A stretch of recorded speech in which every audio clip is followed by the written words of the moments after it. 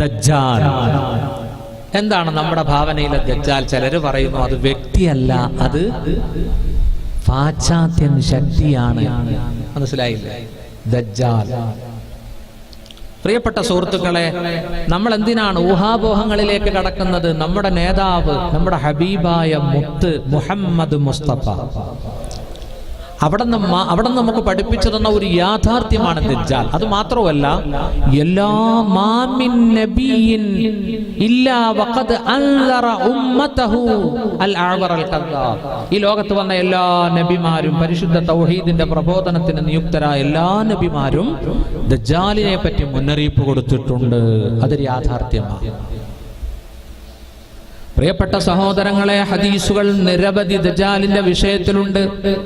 നമ്മുടെ ഹദീസിന്റെ ഗ്രന്ഥങ്ങൾ ഒരു അധ്യായം തന്നെ ദജ്ജാലിന് പറയാൻ വേണ്ടി അശ്റാത്തു സാഅയോടനുബന്ധിച്ച് കൊടുക്കപ്പെട്ടിട്ടുണ്ട്.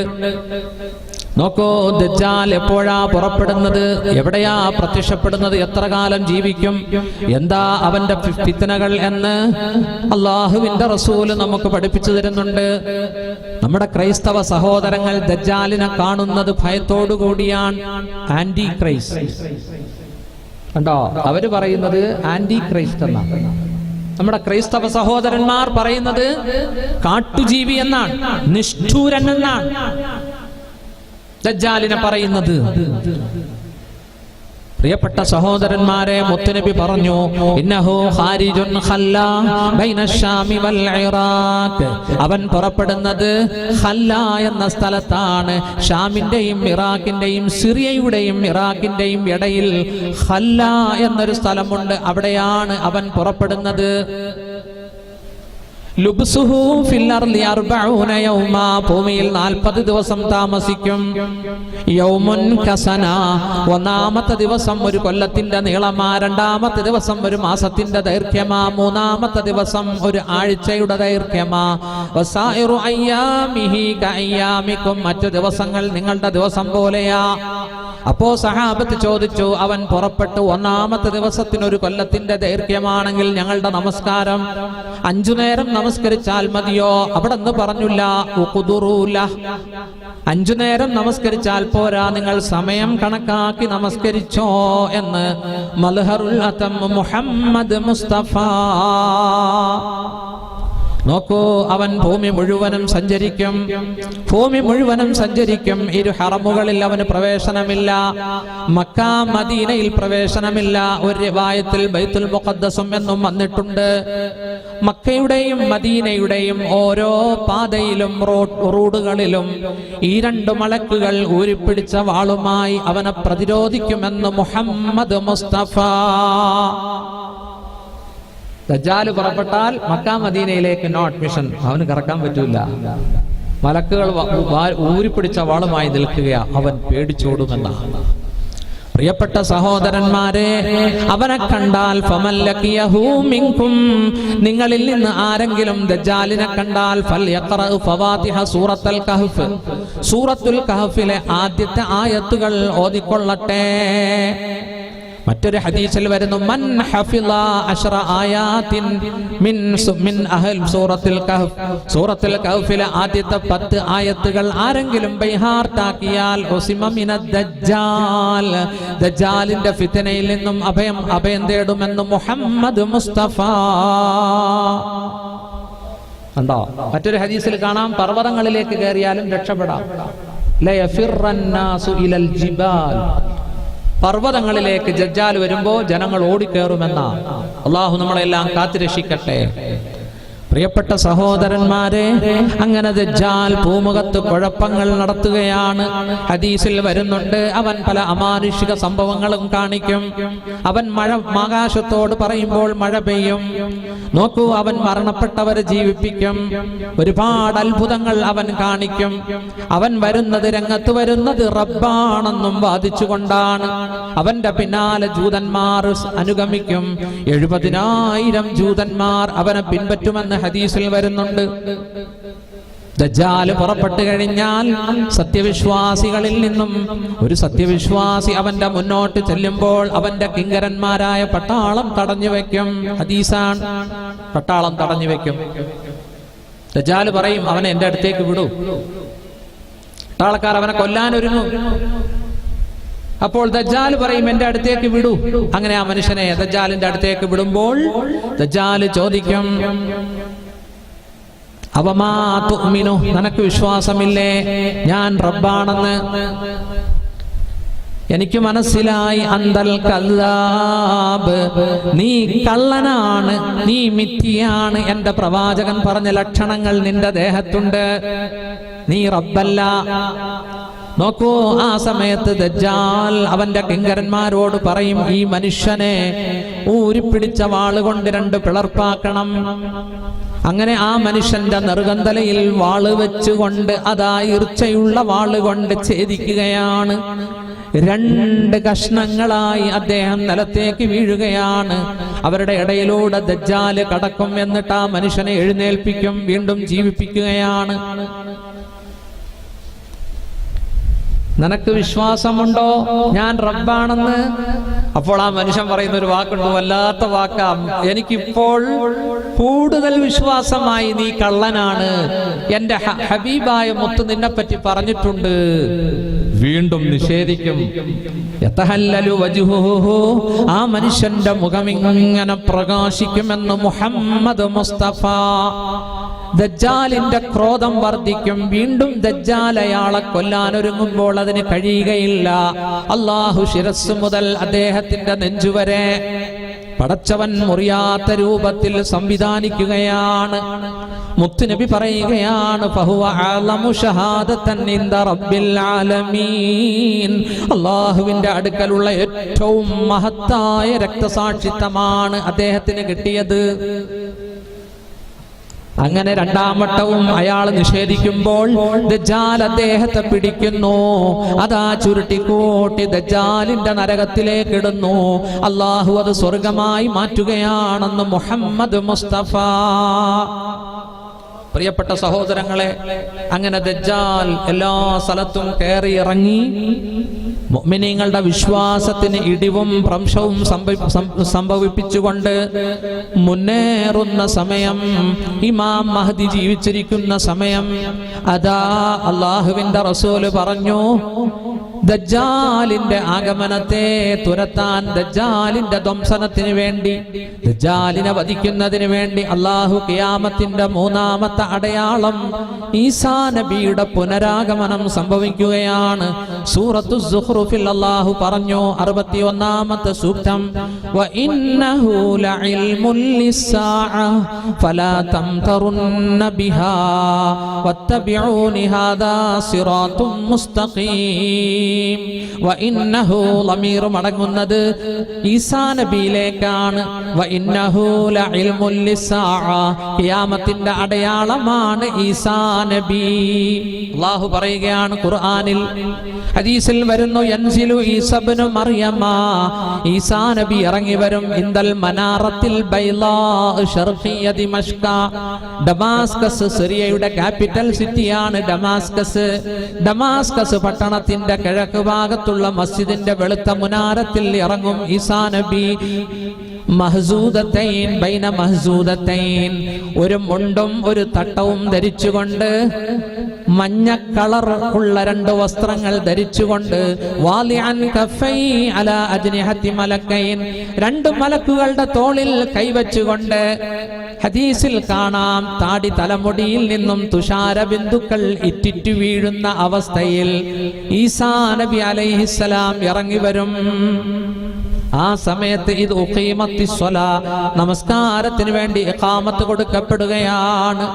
നോക്കൂ, ഒരു റിവായത്തിൽ ഈസാ നബി ഇമാമത്ത് നിൽക്കും എന്ന് വന്നിട്ടുണ്ട്. മറ്റൊരു റിവായത്തിൽ ഇമാം മഹ്ദി കൈകെട്ടി കഴിയുമ്പോൾ ഈസാ നബി പ്രത്യക്ഷപ്പെടും. ഇമാം മഹ്ദി ഈസാ നബിയുടെ ആഗമനം തിരിച്ചറിഞ്ഞുകൊണ്ട് പുറകിലേക്ക് മാറാൻ പോകുമ്പോൾ ഈസാ നബി ആംഗ്യം കാണിക്കും, അങ്ങ് തന്നെ ഇമാമത്ത് നിൽക്കണം.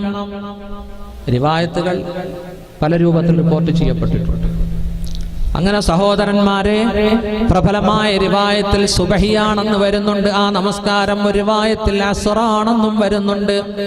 അങ്ങനെ ജമാഅത്തായി നിർവഹിച്ച നമസ്കാരം നിർവഹിച്ചു കഴിയുമ്പോൾ ഈസാ നബിയും മഹ്ദിയും ഇമാം മഹ്ദിയും വിശ്വാസി സമൂഹവും പുറത്തേക്കിറങ്ങും. ഫയതുലുബുഹു, ദജ്ജാലിനെ തേടുകയാണ്, ദജ്ജാലിനെ തേടുകയാണ്. വയഖ്തുലുഹു, അങ്ങനെ ദജ്ജാലിനെ കണ്ടുമുട്ടും, ദജ്ജാലിനെ കൊല്ലുകയും ചെയ്യും. ബിബാബിലുദ്, ബാബിലുദ് എന്ന സ്ഥലത്ത് വെച്ച്, ബാബുലുദ് എന്ന സ്ഥലത്ത് വെച്ച്, LUDD, ഇന്ന് ബാബുലുദ് എന്ന പേരിൽ ഒരു എയർപോർട്ട് വന്നിട്ടുണ്ട്. ഇസ്രയേലിനകത്താണ്, ഇസ്രയേലിന്റെ അകത്താണ്. ഇസ്രയേൽ എന്ന് പറഞ്ഞ രാജ്യമില്ലല്ലോ, ഫലസ്തീനായിരുന്നു മുസ്ലിമീങ്ങളുടെ രാജ്യമാണ്. മുസ്ലിമീങ്ങളെ ഇറക്കി വിട്ടിട്ട് ലോകത്തിന്റെ എല്ലാ ഭാഗത്തു നിന്നുമുള്ള ജൂതന്മാരെ കൊണ്ടുവന്ന് കുടിയിരുത്തിയത് 48-ൽ അമേരിക്ക, ബ്രിട്ടൻ, ഫ്രാൻസ്. ഫലസ്തീൻ ഇഷ്യൂ ഇവിടെ ജനിപ്പിച്ചതും ഇന്നും അത് ചൂടാറാതെ നിർത്തുന്നതും ലക്ഷക്കണക്കിന് മുസ്ലിമുകളെ കൊന്നൊടുക്കുന്നതും സുഹൃത്തുക്കളെ അമേരിക്ക, ബ്രിട്ടൻ, ഫ്രാൻസ്. 48-ല്. നമ്മുടെ രാജ്യത്തിന് സ്വാതന്ത്ര്യം കിട്ടിയത് 47-ല്. ഫലസ്തീൻ ഇഷ്യൂ പറയുന്ന പുസ്തകങ്ങളുണ്ട്, മേടിച്ച് വായിച്ചു നോക്കി. ഇന്നും അത് തുടരുകയാണ്, ഇന്നും അത് തുടരുകയാണ്. നോക്കൂ, പുതിയ അമേരിക്കൻ പ്രസിഡന്റ് എന്താ പറഞ്ഞത്? 7 മുസ്ലിം രാജ്യങ്ങളിൽ നിന്നുള്ള മുസ്ലിമീങ്ങളെ അമേരിക്കയിൽ കടത്തുകയില്ല, അല്ലേ? അമേരിക്കയുടെയും മെക്സിക്കോയുടെയും, മെക്സിക്കോ അല്ലേ അതോ കാനഡയോ ഇടയിൽ മതിൽ പണിയും, അല്ലേ? മെക്സിക്കോ.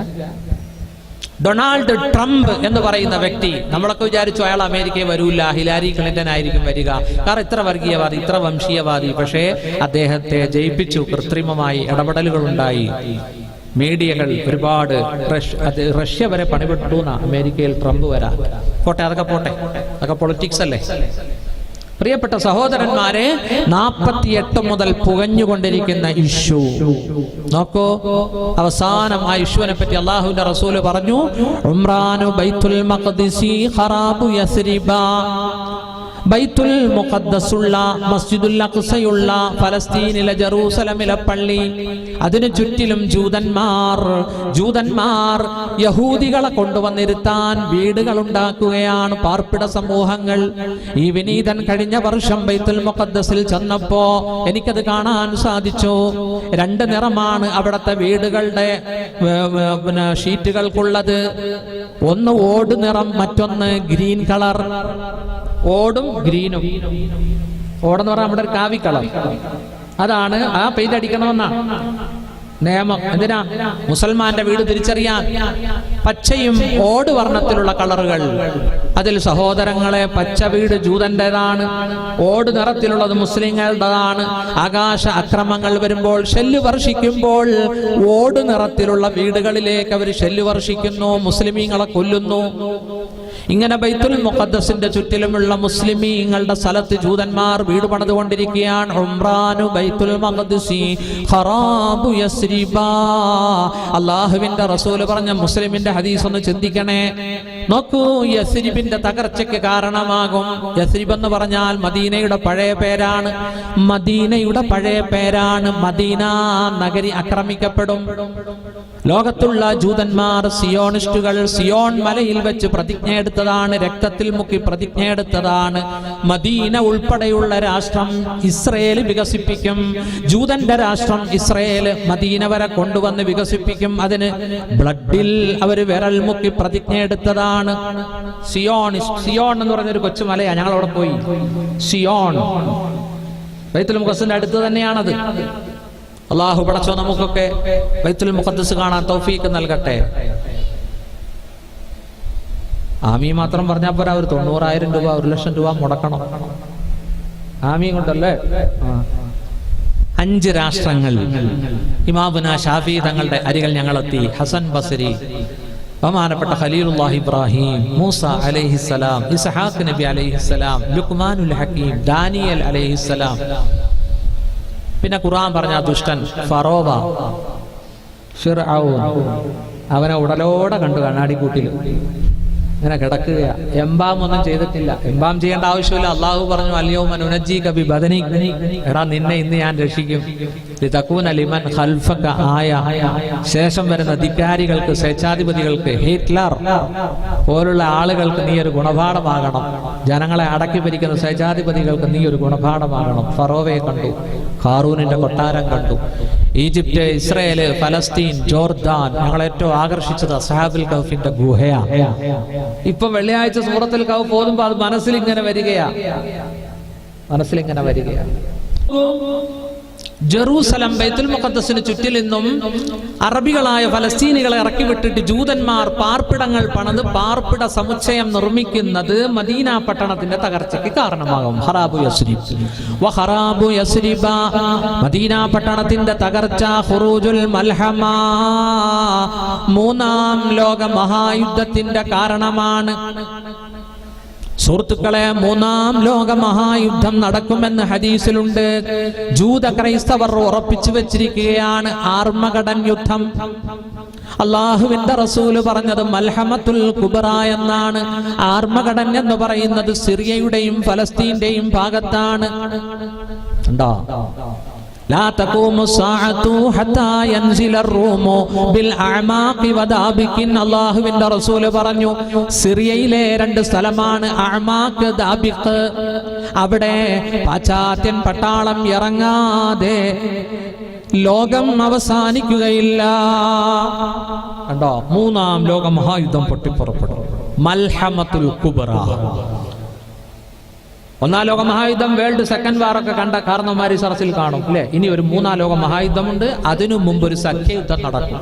സഖ്യയുദ്ധം, മുസ്ലിമീങ്ങളും അമേരിക്കയും യൂറോപ്പും എല്ലാം കൂടി ഒരു സഖ്യം ഉണ്ടാക്കും. സഖ്യയുദ്ധം. ആരോടാ യുദ്ധം ചെയ്യുന്നത്? അല്ലാഹുവിന്റെ റസൂല് പറഞ്ഞു, ലതുസാലിഹൂന റൂമ സുൽഹൻ ആമിനാ. നിങ്ങളും പാശ്ചാത്യ ശക്തികളുമായി ഒരു അനുരഞ്ജനം, ഒരു കരാർ സൃഷ്ടിക്കും. എന്നിട്ട് നിങ്ങൾ യുദ്ധം ചെയ്യും.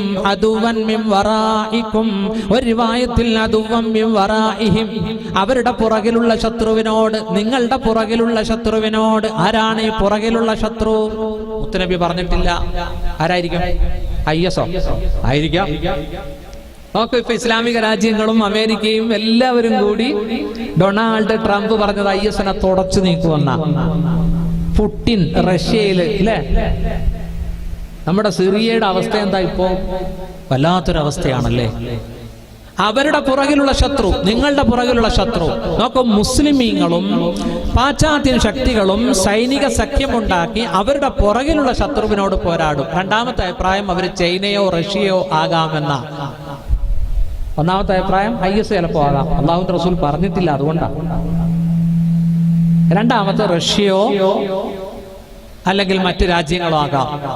പ്രിയപ്പെട്ട സഹോദരന്മാരെ, അങ്ങനെ മൽഹമത്തുൽ കുബ്ര പൊട്ടി പുറപ്പെട്ടു കഴിഞ്ഞാൽ സഹോദരന്മാരെ, ധാരാളം മുസ്ലിമീങ്ങൾ രക്തസാക്ഷിത്വം വഹിക്കും. നോക്കൂ, ജൂതന്മാർ കൊന്നൊടുക്കപ്പെടും. ജൂതന്മാരുടെ 2/3 വധിക്കപ്പെടും. അവരുടെ രാഷ്ട്രം, അവർക്ക് ഡെഡ് ബോഡി അടക്കി തീരാൻ തന്നെ 7 മാസം എടുക്കും. അവരുടെ നാടൊന്ന് ദുർഗന്ധത്തിൽ നിന്ന് ശുദ്ധീകരിക്കാൻ. കാരണം ഡെഡ് ബോഡികൾ കബറടക്കാൻ തന്നെ 7 മാസം എടുക്കുമെന്ന് മുഹമ്മദ് മുസ്തഫ. അന്നൊരു പക്ഷി പറന്നാൽ, ഡെഡ് ബോഡികളുടെ മുകളിലൂടെ ഒരു പക്ഷി പറന്ന് ചത്തു വീഴും. അത്രമാത്രം മയ്യിത്തുകൾ കൂമ്പാരമാകും. ആ ഹദീസുകളൊക്കെ പറയാൻ സമയമില്ലാത്തത് കൊണ്ട് ഞാൻ ചുരുക്കുകയാണ്. മൂന്നാം ലോക മഹായുദ്ധം മൽഹമത്തുൽ കുബ്ര. നോക്കൂ, ആ യുദ്ധം ആർമഗഡൻ യുദ്ധം എന്ന് ജൂത ക്രൈസ്തവർ വിശ്വസിക്കുന്ന ആ യുദ്ധം, അവരുടെ വിശ്വാസം അവരെ രക്ഷിക്കുന്ന. പക്ഷേ ശരിക്കും അത് ഇസ്ലാമിനെയും മുസ്ലിമീങ്ങളെയും സംരക്ഷിക്കും. അവസാനം വിജയം അല്ലാഹു ഇസ്ലാമിനും മുസ്ലിങ്ങൾക്കും കൊടുക്കുമെന്ന് ഹദീസിൽ വരുന്നുണ്ട്. അങ്ങനെ മൽഹമത്തുൽ കുബ്ര പൊട്ടി പുറപ്പെട്ടാൽ ഫതഹുൽ ഖുസ്തൻതീനിയ, ഖുസ്തുൻതീനിയ എന്ന് പറയുന്ന തുർക്കി ഫതഹാവുകയാണ്. ഇപ്പോൾ അതിന്റെ എക്സിക്യൂട്ടീവ് മാത്രമാണ് തയ്യിബ് ഉർദുഖാനാണ് ഭരിക്കുന്നത്. അതിന്റെ പട്ടാളം, മിലിറ്ററി ഇസ്ലാമിലേക്ക് വന്നിട്ടില്ല. അവർ സെക്യുലർ മൈൻഡിലാണുള്ളത്. അവർ കമാൽ അതാതുർക്കിന്റെ മൈൻഡിലാണുള്ളത്.